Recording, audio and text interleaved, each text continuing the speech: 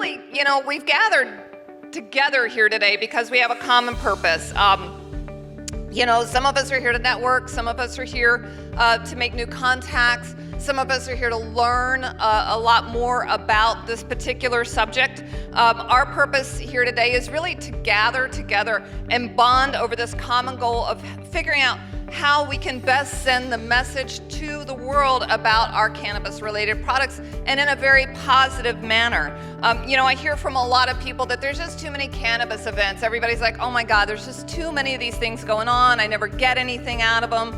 They're all so general and vague. And that's one thing that we like to do with the Green Market Summits is we take a topic and we really dig into it so that people that are within the industry walk away with really hard, good information and feel like they've learned something. So that's something that's really important to us. So we don't do those kind of overarching panels.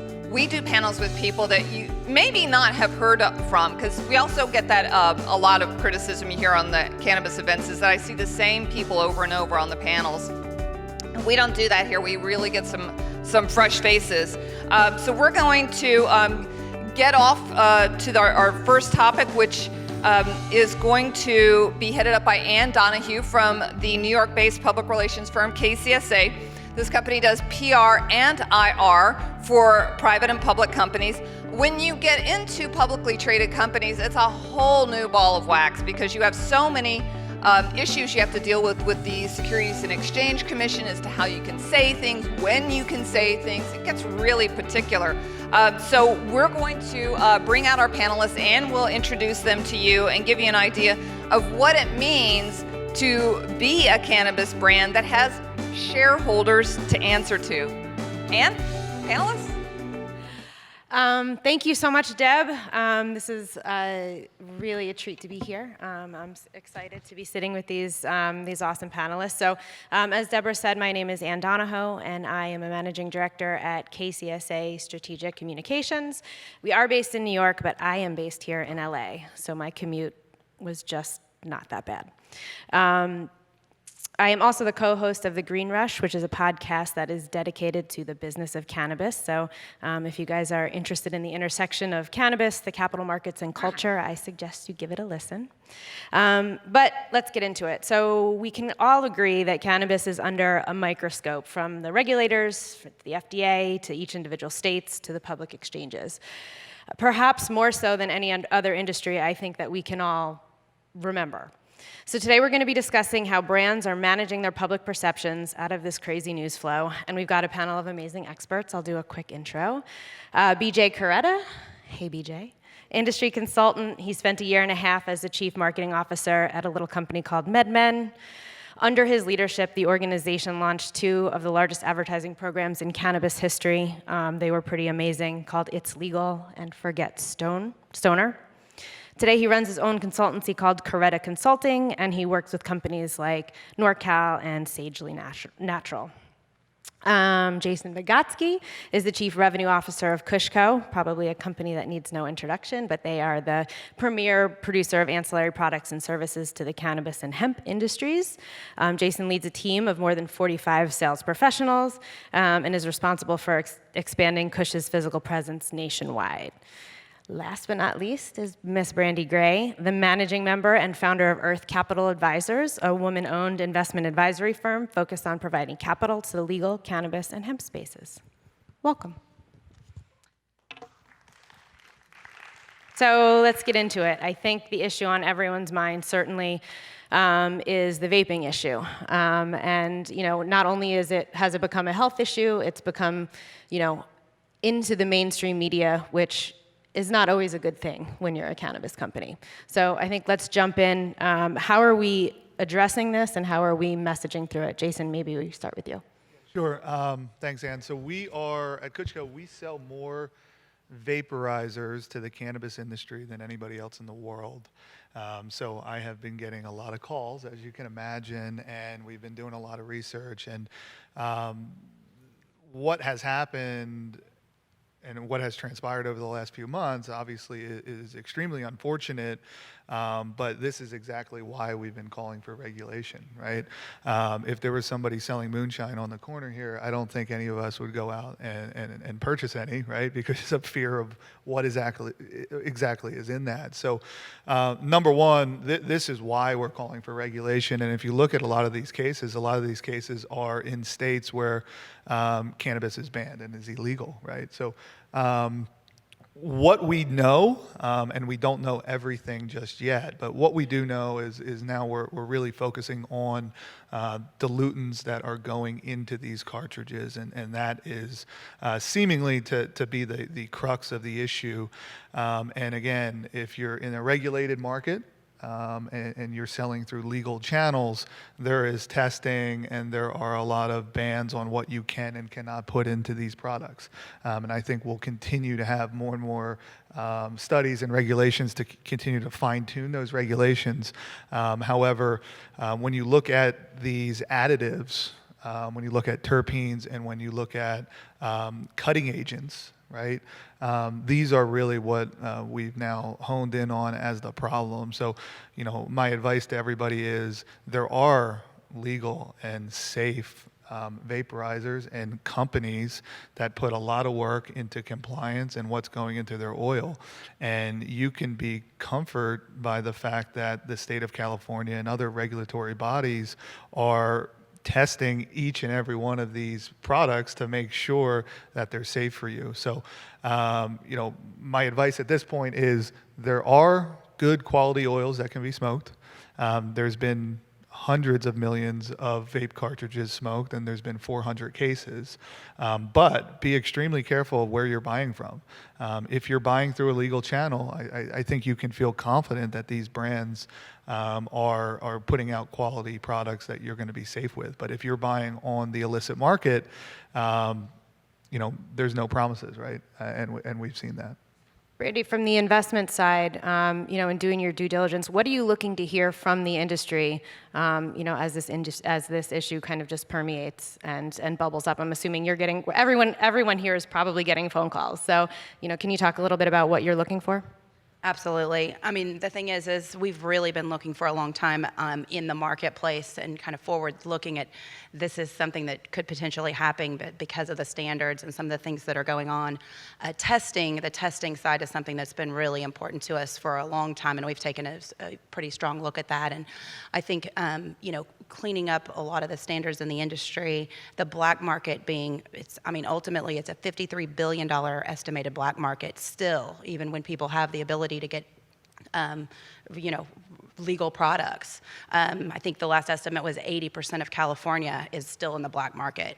So it's, seeing an emerging industry and being able to have it switch over to a legal market and, abide by the protocols that, we have in food and drug industries. That's really something that we have to work on. And because it's, it's only state legal at this time, it's something that we have to enforce ourselves, and we have to really push for those standards. And people with brands, it's great if they're almost self-mandated to make sure that they're providing good quality products, because the testing standards and the things that are actually in place right now don't live up to what probably will be for the future.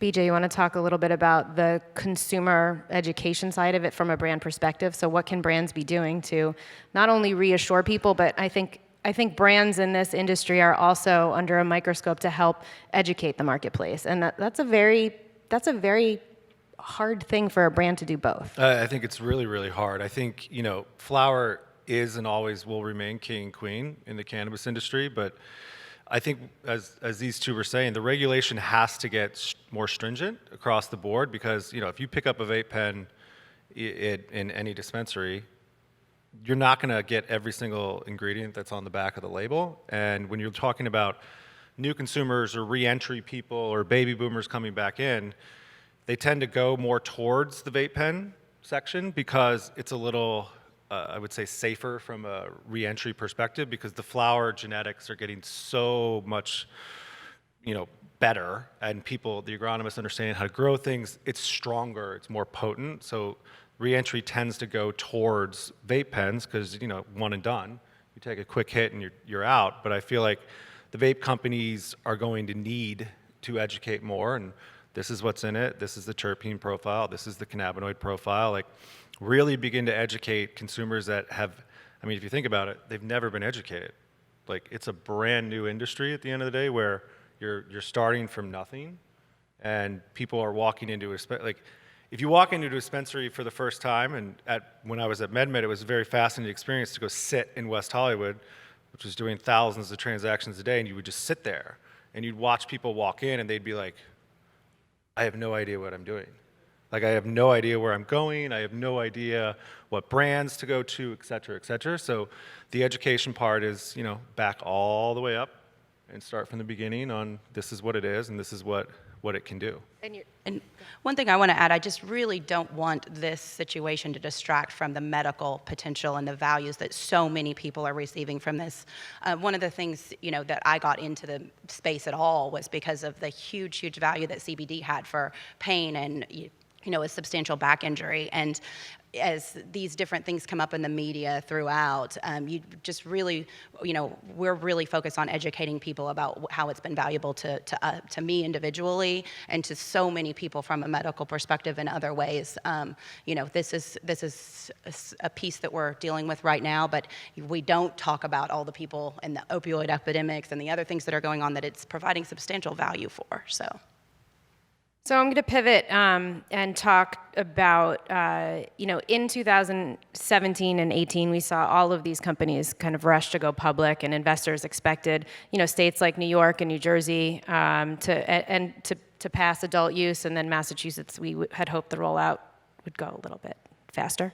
But we all kind of know what happened there. How do you, and I guess this is a question, we'll start with Jason and then maybe Brandy, you know, reassure the investment community that, you know, there are these hurdles that happen, these unknown risks, but yet this is still an industry that is worth exploring, worth investing in, and period.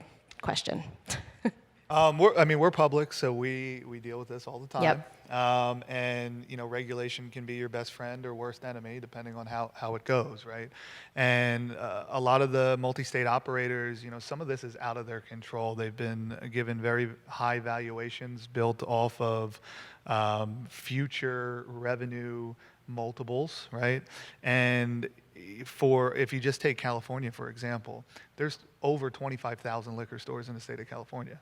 There's only 600 retailers in dispensaries. So while California is a massive market and there's a lot of people in this market, if there's only 600 retailers, you can't get that full potential of the market just yet. And we're seeing that all across these spaces. So when I see a great brand that's crushing it, and I go, hey man, it looks like your growth has slowed. What's going on? He's like, I'm in all 600 retailers. I just need regulation to move it along. So a lot of these big multi-state operators have regulation and the slow pace of it working against them to build into these revenue valuations. And then on the flip side, you know, we really need to see these multi-state operators not make big bets, knowing that regulation may take a little bit of time to come through. So I think it's a double-edged sword. You can't necessarily win either way, but what I can tell you is there are a lot of really good operators out there. We see them every day. They're our customers. You know, I think there's going to be a lot of winners in the space. Brandy, anything to add? Yeah, I mean, we've been in this space for a long time, and we've seen 33 states come on. We've seen every single state have its own issues with all different things happen. And when you look at it from an investment perspective, you just say, listen, you know, learn from those states. You look at what looks potentially to happen going forward. And then the way we look at the market is any emerging market, ultimately, you look at diversification.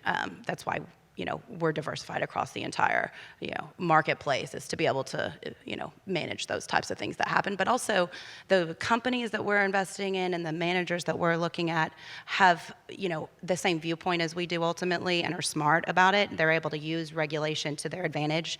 When you've been in the space for a while and when you know what's going on and you've been in cannabis, you see what's going to, you know, you forecast these things ahead and you actually can have wins over some of the things that people see as hurdles. So did Did you? Okay. So the cannabis stock market has been struggling, to be polite, and we've seen kind of some of this institutional money, family office, high net worth, kind of migrate from THC-based companies to the safer, CBD-based products. Do you think this is directly, BJ? Do you think this is a reason why? One of the reasons why the stock market is struggling, the sector is struggling, rather?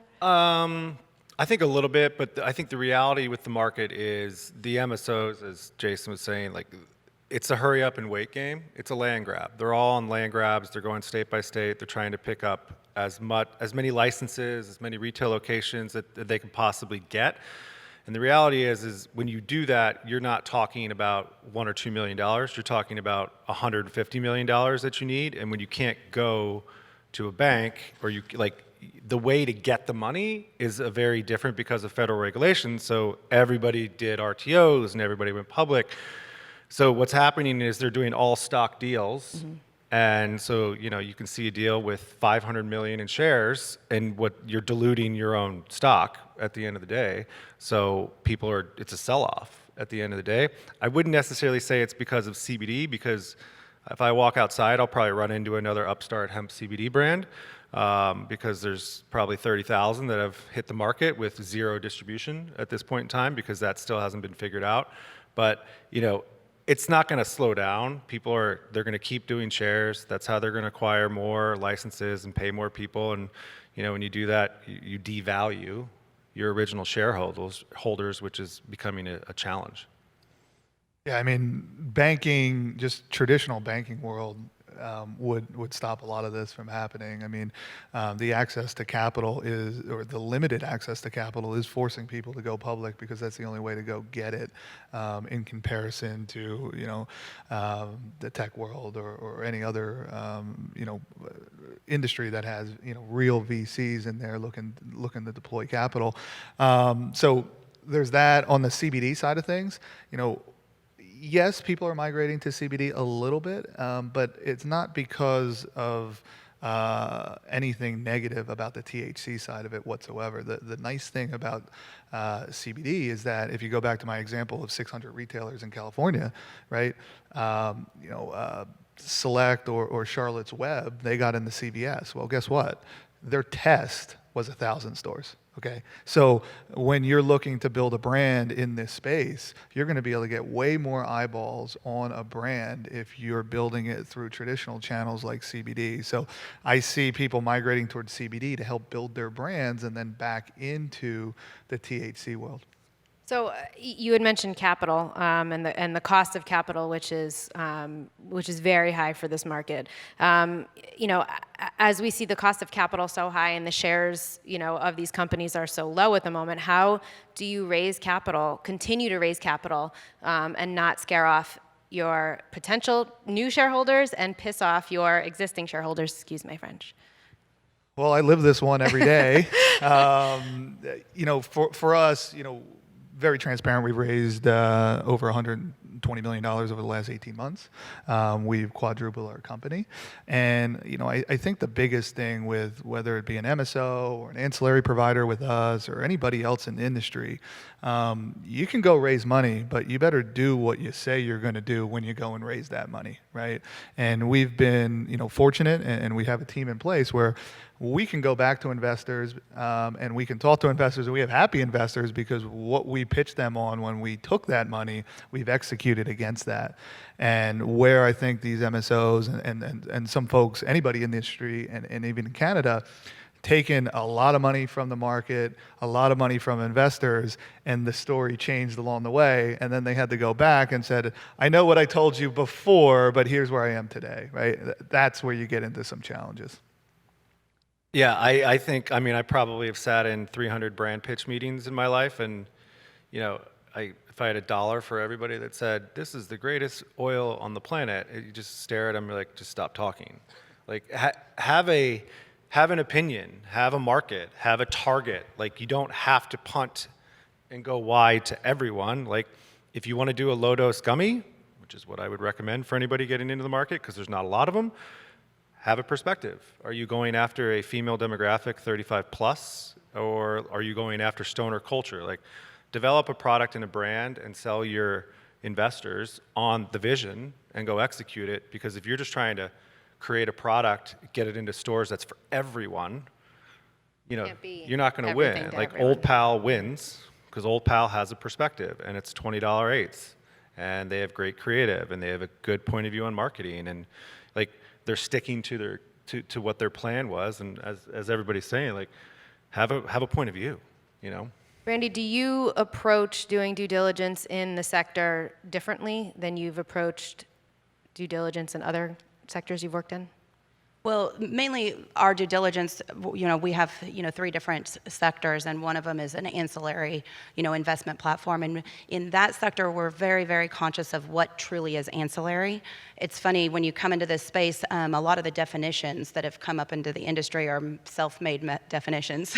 And we've all seen it kind of emerge as we go. And so as you go, you really have to define, what does this really mean? And so in that segment and in what is ancillary, we've had to really define and then get deep into those things, because a lot of people in the space think that they're making an ancillary investment into a federally legal company or a federally legal, more of a sticks and shovels type of an investment, when in fact it's a licensed party that has to be licensed with the state for cannabis. And they might have to be listed on the license with the new regulations in California. So there's been a lot of discrepancy with the way investors come into the place, and if they really don't have a deep understanding of the regulatory environment and what's going on in that, what their investment truly is. And so we really dig into, first of all, what's going on in that, and that's one factor, but it definitely is the same, widget is a widget. You do the same due diligence as you do in other places. I think you move other things up to the front of your due diligence, and in making that go a little bit faster. We do a lot of due diligence because we buy companies. We do M&A, but we also give credit to good customers. So we do it differently. And our new CFO comes in, and I'm like, hey man, we can't take your existing policies because it doesn't necessarily apply. And I get more out of going and seeing an operator and sitting down with their management team than I do looking at their bank statements, because what does that mean? Half their money might be in cash because they can't even get into the bank. So you have to kind of tweak the way you look at these companies a little bit. I guess digging into that a little bit, so investors like Tim Seymour and Danny Moses have talked about governance and corporate governance, and a lot of these companies are built by financial operators who know about that and are used to that. Do you think the cannabis sector has a governance problem? Opening it up to whoever. Since I am the public company, no, I don't think we have a governance problem. I think we have a greed problem. Right, and there's a lot of money to be had, and you're going to be rewarded by doing the right thing long term, and not putting your hand in the cookie jar short term. And I go back to this vape issue for our side, since I could go get a lot cheaper vaporizers, and I could cut corners, and I could go buy the cheapest thing and probably double my margins on that product. But for us, if we're not buying from a GMP certified factory, if we're not buying from an ISO certified factory, well, something like this comes up, and there could be a lot of value lost if people were pointing the finger at us. So I really value the people that are doing it the right way, have a long-term perspective, and are not looking to have their hand in the cookie jar, because you can make a lot of cash short-term by cutting corners, but you're going to not build value long-term, for your shareholders in our sake. So BJ, perhaps no other public company in the U.S., or maybe cannabis company in the U.S., has the name recognition that your former company, MedMen, has. In this industry, and specifically for MedMen, the C-suite has sort of had an outsized impact on the perception of a brand. Can you talk about MedMen's impact on the industry as a whole? Yeah, so I mean, when we first started, God, was that 2017? Like 400 years ago in cannabis. I always say a week in cannabis is a month in the rest of the business world because of the clip that it moves. There was no roadmap to build a brand in the space because no one had ever really tried it. So that was one of the things that I enjoyed when I was there was it was a complete blank slate. And, Adam and Andrew were like, let's build the biggest brand in the industry. And, you know, with that comes capital. And we were fortunate enough to have a lot of capital at that point in time. When I started, there were 2 stores, Santa Ana and West Hollywood. And then when I left, we were in 3 states with, I think, 11 or 12 locations. But we were fortunate enough to be the first at a lot of things. You know, we were talking backstage, you know, breaking down the barrier to get on Sirius XM and having ads running on Stern and ESPN and Fantasy Football and Sports Nation was a fairly shocking thing for people because, again, it had never been done before. So, you know, when you're hearing, you know, a VO come over, you know, ESPN radio talking about going to MedMen, it was a pretty fascinating thing. And with that, there wasn't also, cannabis really hadn't been pitched to the media at that point in time. So, again, right place, right time. Fortunate enough, when 1/1/18 hit, West Hollywood, bless its heart, is a different municipality than the city of Los Angeles. So we opened immediately, and, you know, lining out the front door at 5 in the morning, we had live hits from Today's Show, MSNBC, Jimmy Kimmel. Like, everyone came because, you know, the largest state, the largest city in the country was going recreational. So then it was kind of like this wow moment, and it was one of those, I was here, you know, or I was doing this when it happened. And we just jumped out of the gate, and our perspective was, this isn't stoner culture. Stoner culture is not going to win. It has to be mainstream. So that was our perspective on all of it, was, you know, you got to give people, or the mass community, the right experience. Because, you know, if you come in and you buy once, and I mean, it's your experience in the store, but it's also experience with the product. If you enjoy the product, we got you. You're done. Because you're not walking into a store with bars on it. You're not walking into a head shop. You're walking into an actual retail experience. And a lot of the brands stepped up, and their packaging improved, their in-store promos improved. You know, so we were fortunate enough to really try to lead the charge on branding. And you have worked with public and private companies. Can you talk about building a brand within each of those infrastructures? Yeah, so I think the biggest difference is what people don't really realize, and is when you're public, every single little thing is scrutinized at the end of the day. And a lot of these startup brands that think, oh, I'm just going to go public and raise a lot of money, they really don't understand what actually comes with that. Everyone's laughing here, yeah. And they don't understand it because, you know, your emails are checked. Like, everything that goes on is scrutinized. Every little move that you make is scrutinized, and you better be ready to open the closet door and realize what's inside. And, you know, the cannabis industry isn't always the most forgiving from a historical perspective. So I always say to private companies, stay as private as long as humanly possible. Do you think, and Jason, this for you too, do you think we're going to see companies that are public now go private in the next 18 months-ish? I'm sure there will be a few, and likely be forced to, right? So whoever their investor base is, probably take them in that direction. But again, these companies were also forced to get into this because of the regulation that has been laid out and the challenges that there are with raising real money. The bigger you get, the more money you likely need, especially when this is such a land grab. So I don't want to say, hey, why did you go public? Like, a lot of times it was you were forced to go public, but yes, we need to. You know, I always tell entrepreneurs and the folks, they're like, hey, man, I'm doing $3 million of revenue. I'm going to go public. I'm like, you're crazy, man. There's a lot more capital, I think, now coming in, obviously, and that's, you know, where we're at is looking at the private markets. And so I think that if it's a strong company, that a lot of these companies, you know, if they actually can produce financials and actually fit a due diligence checklist, they can get capital on the private market side. And there is more and more capital. It's substantially greater even in the last year. And every few months I see, you know, more capital coming into the space on the private side. So that's, you know, one of the things that I think. And international, right? Exactly. You know, it's changing a lot, and when we're looking at companies, it was, and a lot of these MSOs and a lot of the big LPs in Canada, they needed to buy companies to build into their revenue. Okay, so they were looking for anything that had revenue, and there was really a race for folks to get revenue because if you had it, you could go and sell. Right? Today, our biggest challenge with doing M&A in the space is that I don't have any companies that can fit into our compliance policies.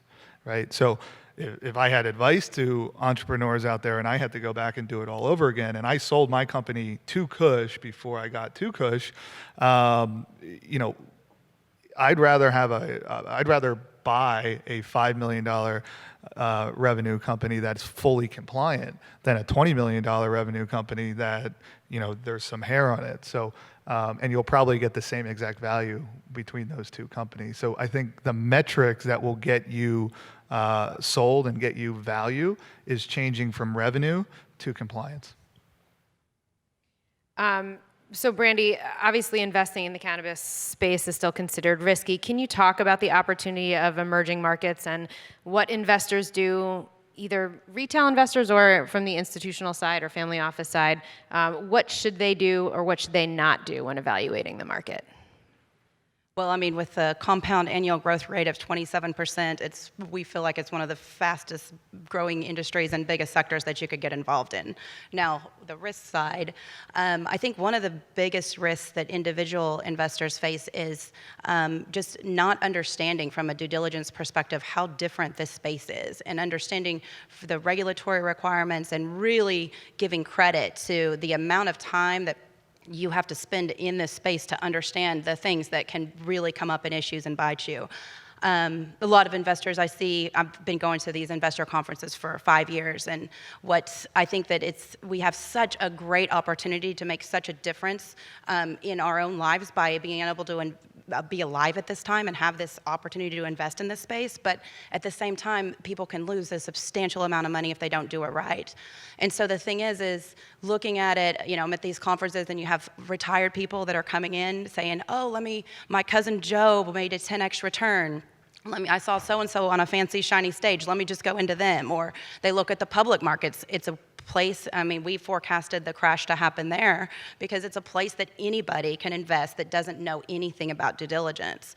And so you see a ton of capital go into these spaces that maybe don't necessarily warrant that. So those are the things that just we like to caution on. And anytime you're in an emerging market, be diversified. Even if you are in this space for 10 years, don't put all your eggs in one basket. You know, be diversified because there's things that even if you're the smartest person ever and know everything about cannabis, there's things that are absolutely outside of your control from a regulatory environment that you cannot change. And so still just diversify your investments. That's it. Patience. So I'm going to ask each of you, and whoever can answer first, what's the biggest mistake you've made in cannabis and what have you learned from it? I guess I'll start. I made a lot of them, so it's which one to pick from. But you know, I sold my company to Kush. So I built a gas company of all things. How I got into that is a whole nother story. Had no cannabis experience and no gas experience, but I built a national distribution network of, we were the largest distributor of solvents to the space. So anybody that's making oil bought from us. And I go back to the compliance versus revenue. I was 100% focused on building the most revenue I possibly could, right? But when it came down to doing a deal, cool, I was doing, you know, in 6 months, I was able to do almost $600,000 a month in revenue after 6 months of launching the business. But when I went to do the deal, not all that revenue counted toward the multiple that I was getting because there were certain hazmat rules that I was unaware of. There was certain, you know, license compliance that Kush needed. So really understand if you're building a business to sell, understand what a buyer needs, right? And then you can build into that. And I got too focused on just revenue when compliance would have given me equal or more value to that revenue. Not that we weren't compliant or we couldn't get bought, but Noted. I guess thought about this for a bit. I think every day you look at what did you do, what little mistakes did you make, and how can you do better the next day. From a perspective of in cannabis, one thing, probably a larger thing, was just in previous businesses that I brought into this was partnership and negotiations and understanding from all the people that you work with, just really getting a clear feel for what everybody anticipates and wants and the way that everybody works together and building that team that way.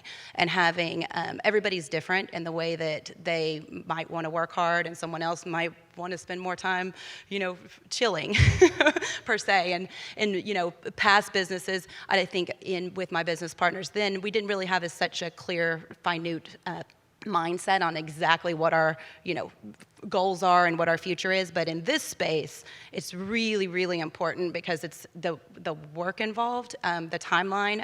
I think most of us are in it because we see this window of opportunity that's maybe 3 years and maybe 5. And so it's an all-out push for that time.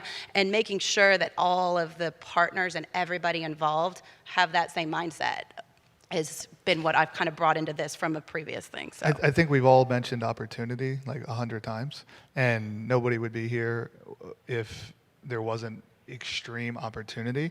And a lot of the mistakes that I see, and even myself, is that there's too much opportunity and you spread yourself so thin that your focus is a bit lost. So at Kush, we're really, here's our goals for the year, here's what we're focused on. Don't get dragged into a number of different directions because there's a lot of ways to make money in this industry, but you got to be focused.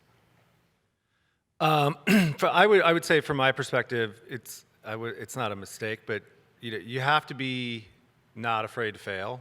At the end of the day, you'll hear from people, you can't do this. Like I can't count the number of times people have said you can't run Instagram and Facebook ads and SEM programs on Google. You can. You just got to know how to do it.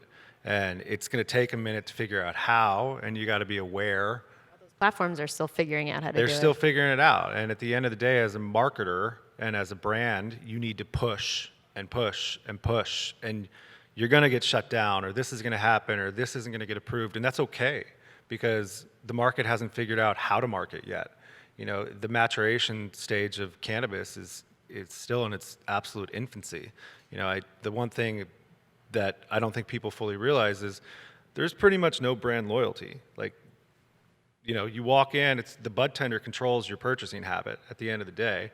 Unless you're a hardcore flower or concentrate person. So, you have to be willing to fail. You have to be willing to try different things. And at the end of the day, it's okay if it doesn't work, because you just got to figure out how to do something different. We ask this question at the end of our podcast, every episode.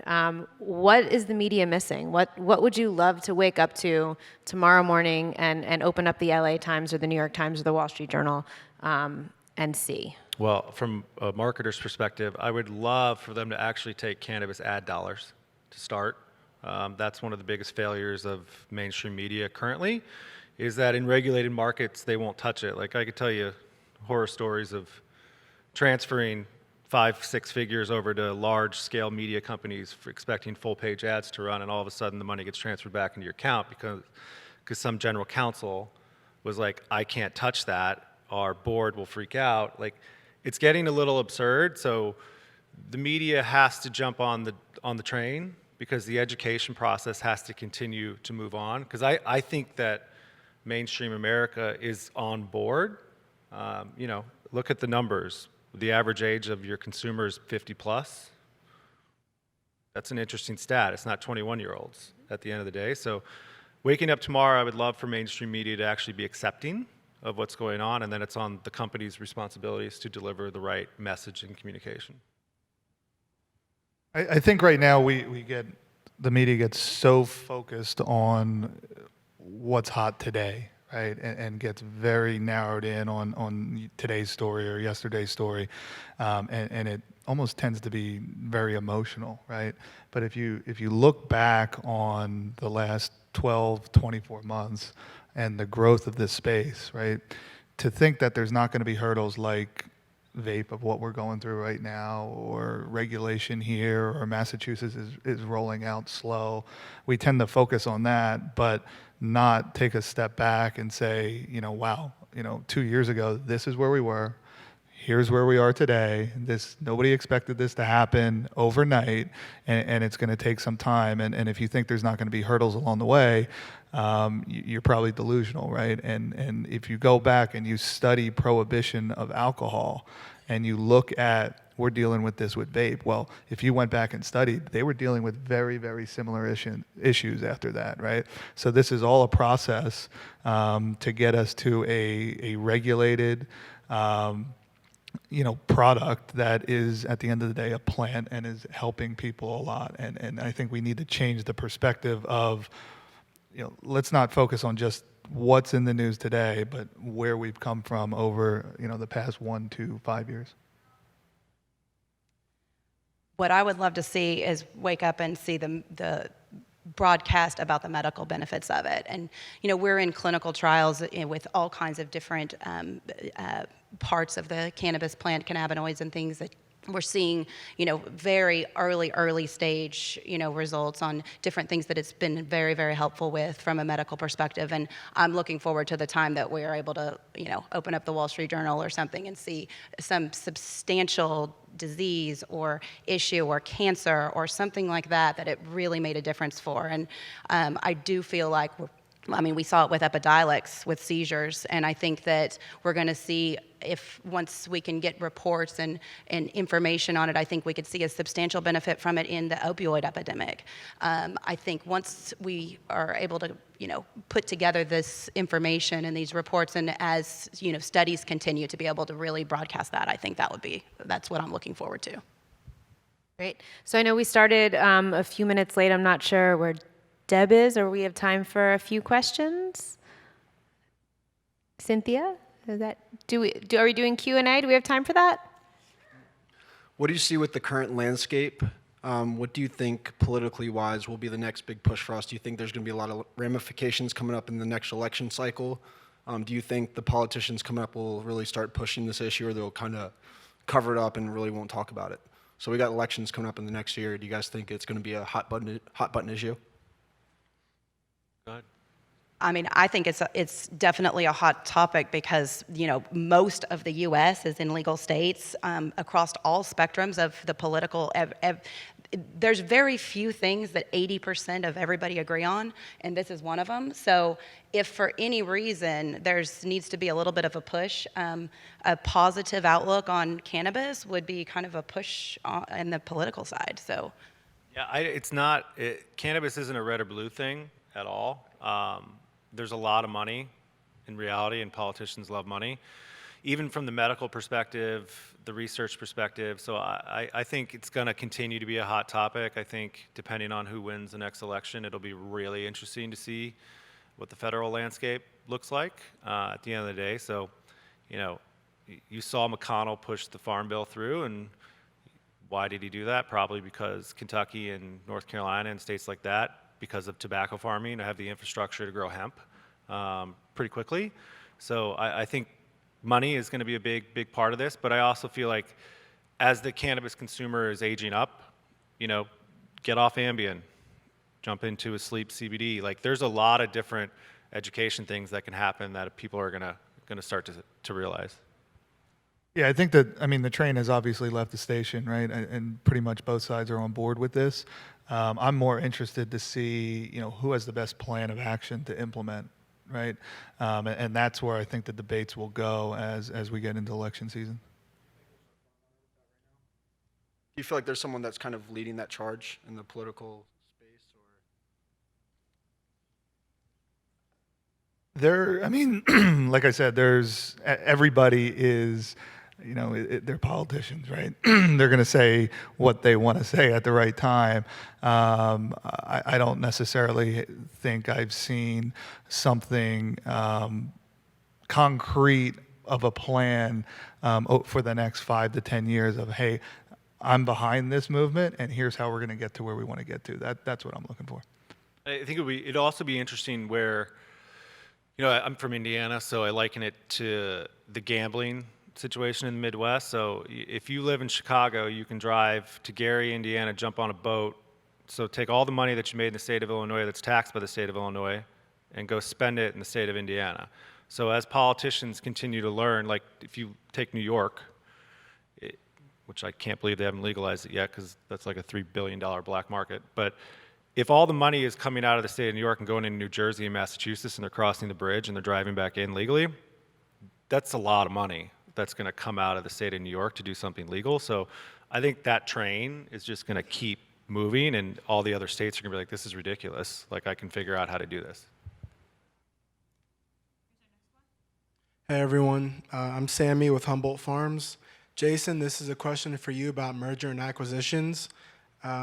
With compliant companies, what are the biggest compliance issues that you still see?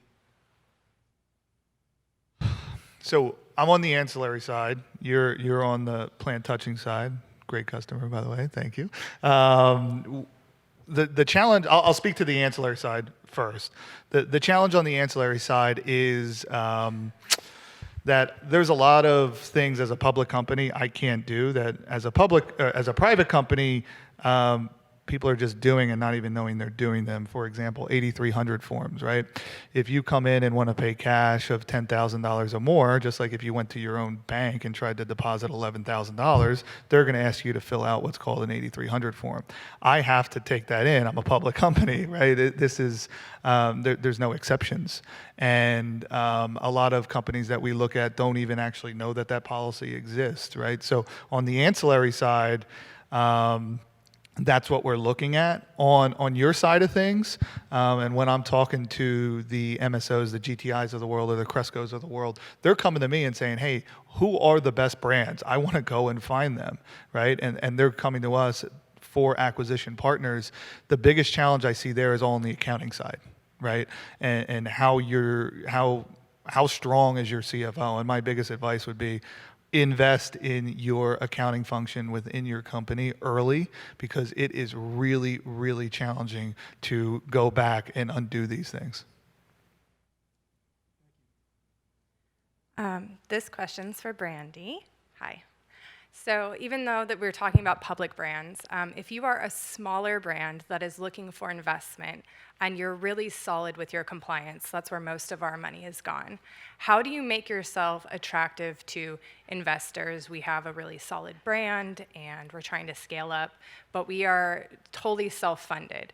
And we are, getting to a place where we need outside investment. How do we make ourselves stand out when we have a solid foundation, but we need something else that investors, how are we going to stand out to investors?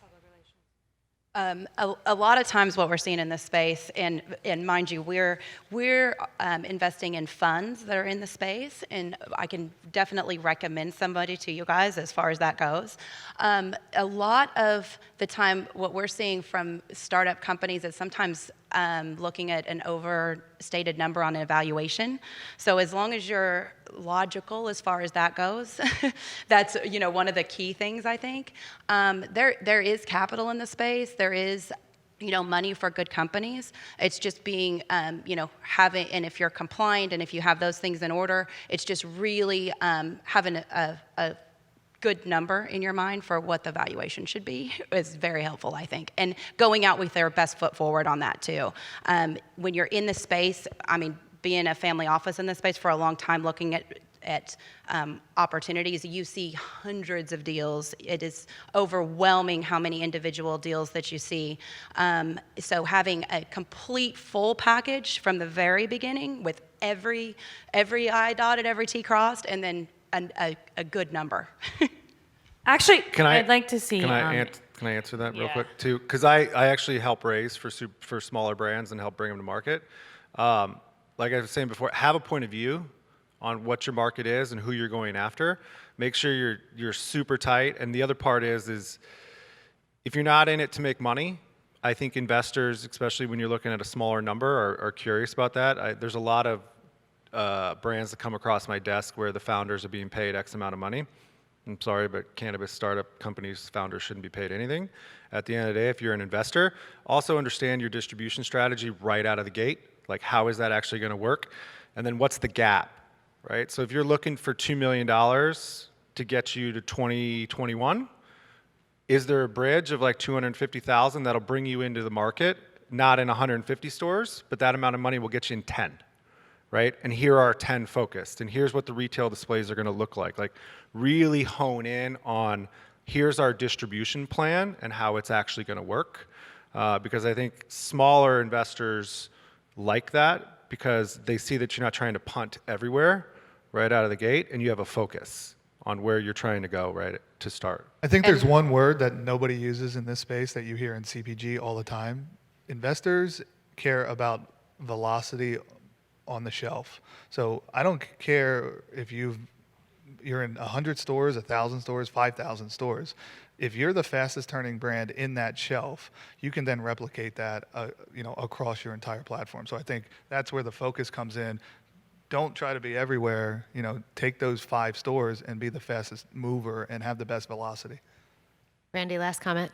Yeah, no, the exit plan too, like we look at the different strategies, and if you don't have some various ways to exit and to be set up to be a company that someone would come in and buy versus compete with within 3 years, that's a really strong number, because you're looking at some really large players coming into the space with substantial capital behind them. And so a big piece that we look at is, are you going to be able to scale and grow and be able to, be acquired by them versus have to compete with them very rapidly?